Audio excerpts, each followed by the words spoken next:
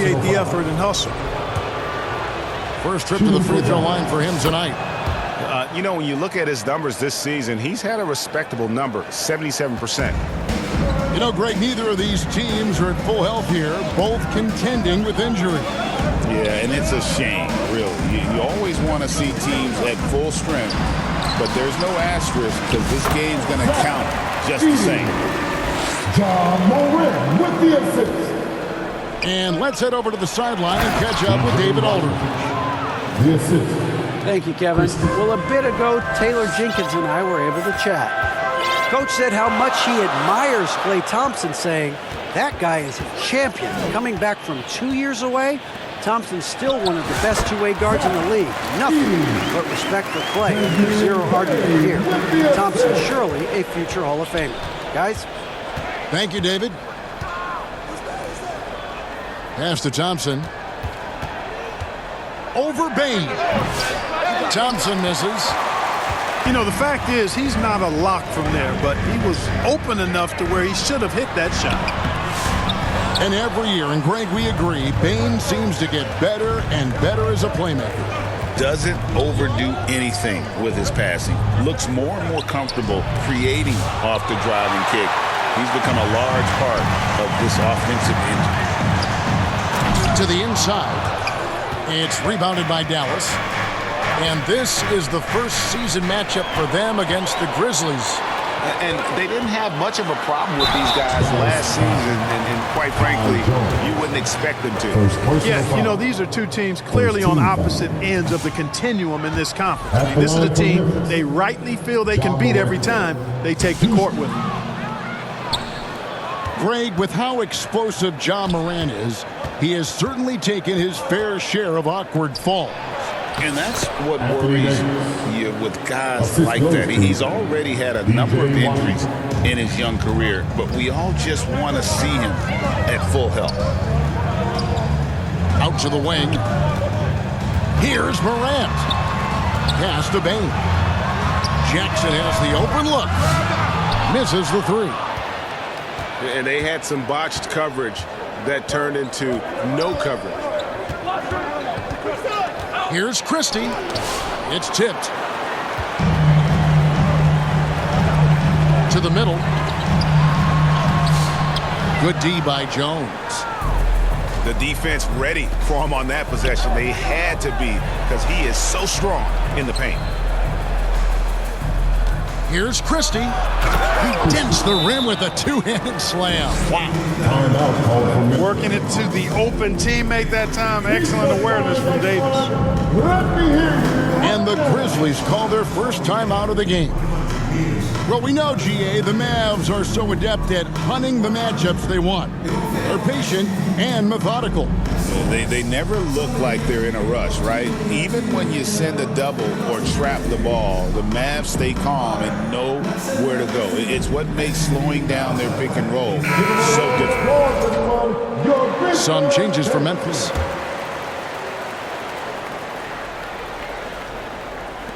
About 3 minutes gone here in the first quarter. Out of bounds, Dallas will take possession.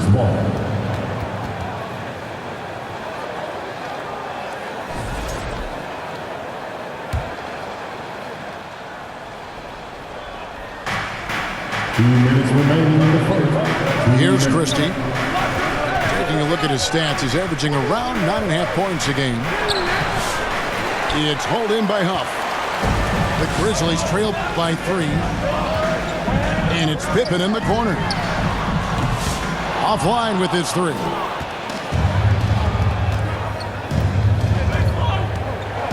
.136 left to play in the first quarter. And it's Davis finishing it off.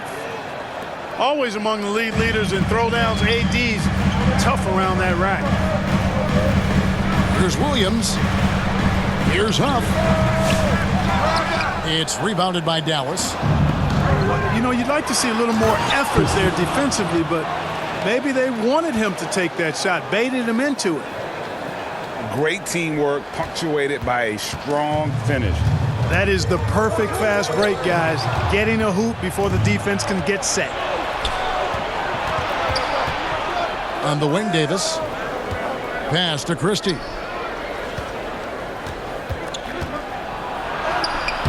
That one's all good. Now he's 3 for 5 from the field. Nice play, and you can see they're gathering momentum. You know, they need to stay aggressive here. Build the lead up while they've got the chance. Don't waste this opportunity. Now a timeout called by Memphis. And the lack of rim protection, top of the list. Yeah, you know, just look at the numbers, guys. I mean, they are being taken to the woodshed in the paint.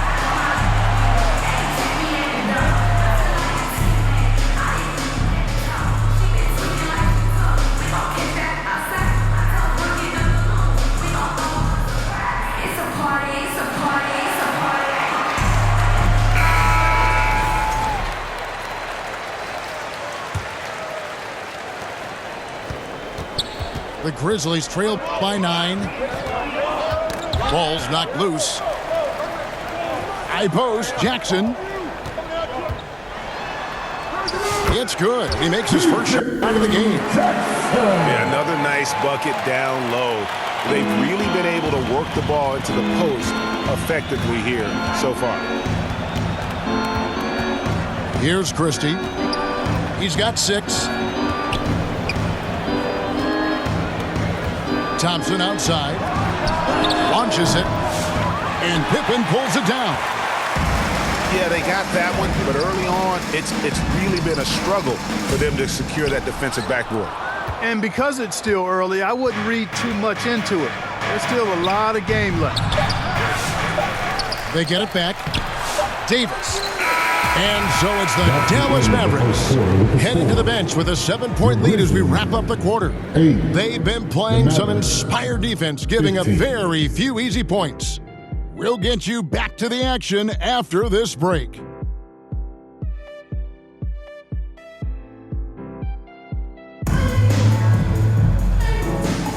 And hope you've enjoyed the broadcast so far. Halfway through the first half in this one. And a chance for just a second now to check out the scoring breakdown for the Mavericks. Everything working for them inside so far, guys. Tons of high-quality shots that they're knocking down inside. And I also have to bring up their passing game. They've been moving the ball with great precision so far and creating great looks for their teammates. Jones. And the rebound by Jaren Jackson. Pass to Conchar. Mavericks with the rebound. They'll be off to Brooklyn for a meeting with the Nets after this one. That one goes. Count it. Washington's got the lead up to 9 now for the Mavs. You know, Washington brings terrific strength to his inside game. He plays with quite a bit of force and fought his way into that shot. Here's Morant. He gets it in there. We've got some incredible talents in this league, and you know how skilled big men are today. Wow, it is something to watch. It really is, Kevin. I mean, you almost feel like every 7-footer in the league is a capable perimeter shooter that can consistently make threes. Man, the game has certainly changed, and I actually enjoy it. I mean, the evolution of big guys being able to stroke it that consistently is pretty fun to watch. And now the latest from our reporter, David Aldridge.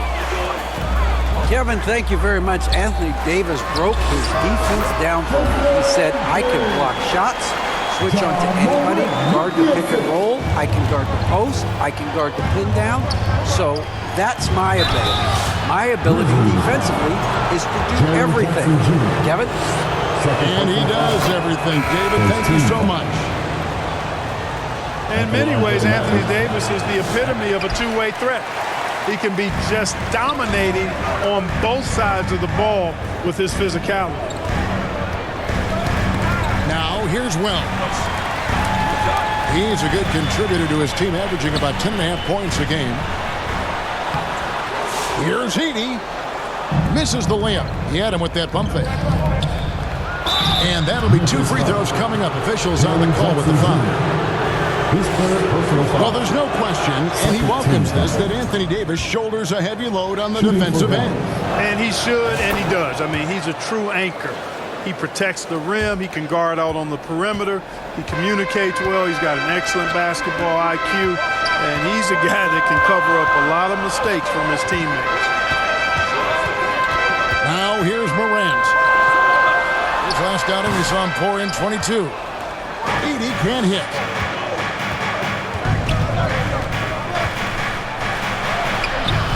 And a little under 2.5 minutes gone by here in the second quarter.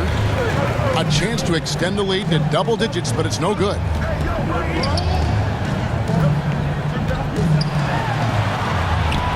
It's stolen by Davis.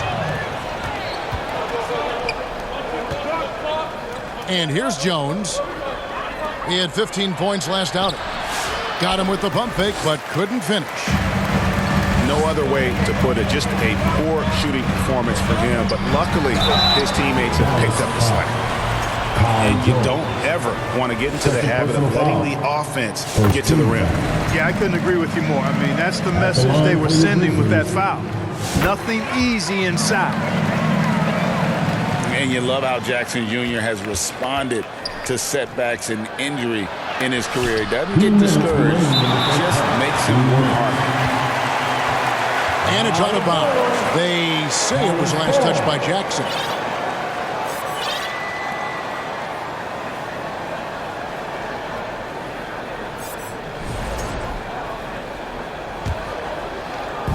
And so it's Dallas with him. Only given up 6 here in this quarter. Pass to Christie. No, sir.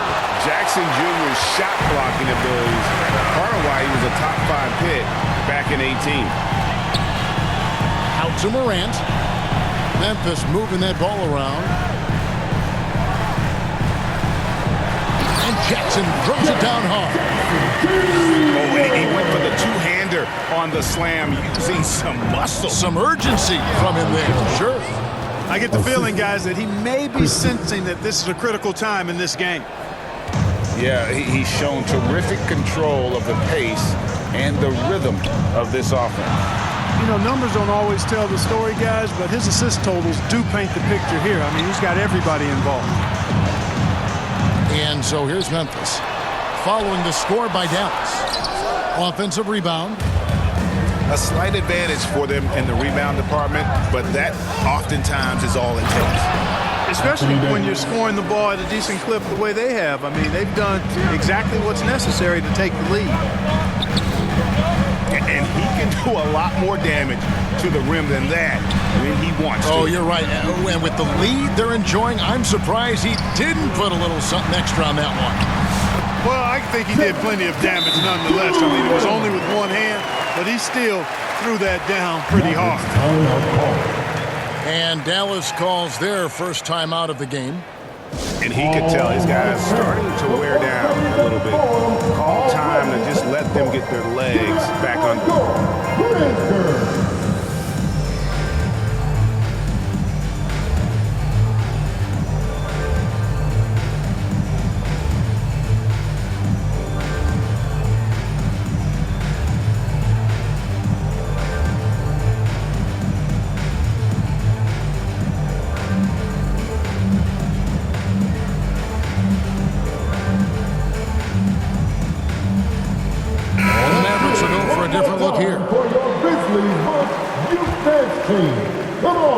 Mavericks leading by 6.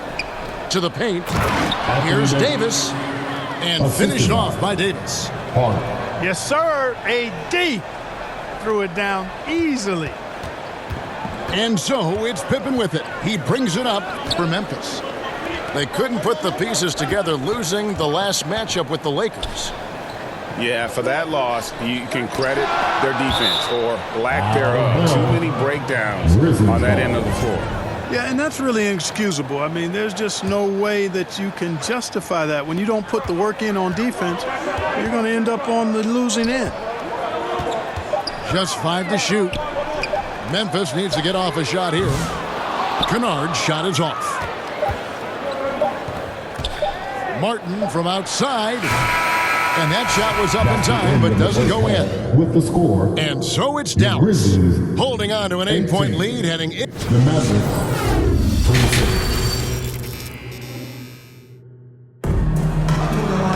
And we hope you've enjoyed the broadcast so far. We're halfway through the game.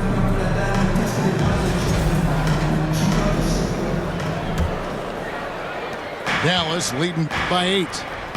Right now, let's send it over to the sidelines and get a report from David Aldridge.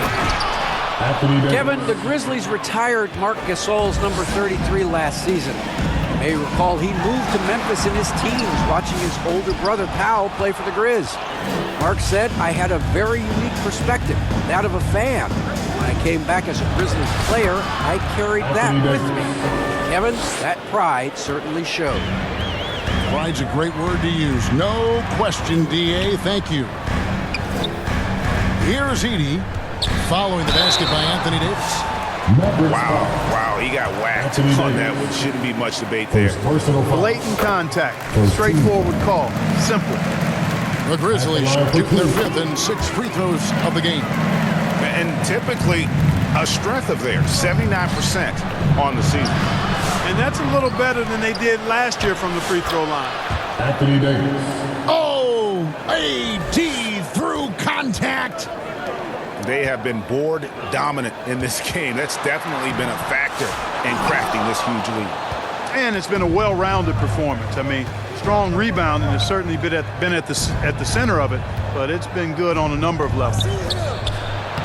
Anthony Davis, too much size. Assist for. Wow, Davis on fire right now, doing just about anything he wants on offense.